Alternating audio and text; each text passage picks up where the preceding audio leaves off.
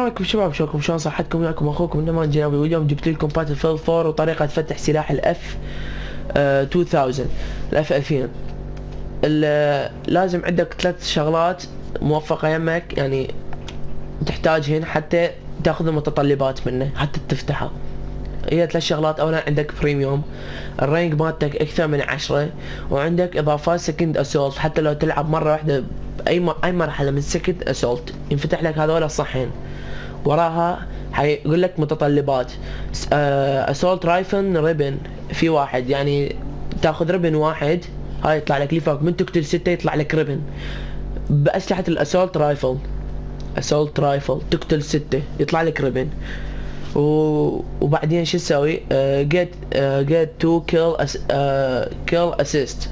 لازم مثلا من تقتل واحد تقتل نص، يعني تضربه ويجي صديقك يكمل فوقه، هاي تحسب لك كتله الك، يعني يحسب لك كيل اسيست.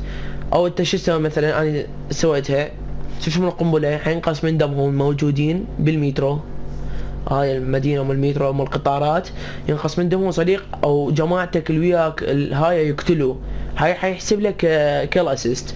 لازم تسوي هو ربينين رايد، الربن الواحد يمكن 5 ربينين بجيم واحد، ان اراوند براوند واحد الجيم، يعني 2 براوند واحد. وبعدين تقتل 10 بمترو، 10 يعني بالبي وبالسي، داخل محطة القطار، مو خارج القطار، يعني مو خارج محطة القطار، داخل محطة القطار، يعني بالبي وبالسي. اوضح لكم اياها. هو هنا تقتلون 10 داخل محطة القطار، هي سهلة متطلباتها سهلة.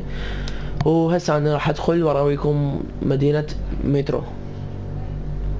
رجعنا وياكم شباب. طبعا هي هاي المدينة عم تقدر تفتح سلاح الاف 2000 ويجي ويا، طبعا هي سلاح الاف 2000 هاي القطعة مالته هي قطعة يعني فظيعة وراهم وياه كلش.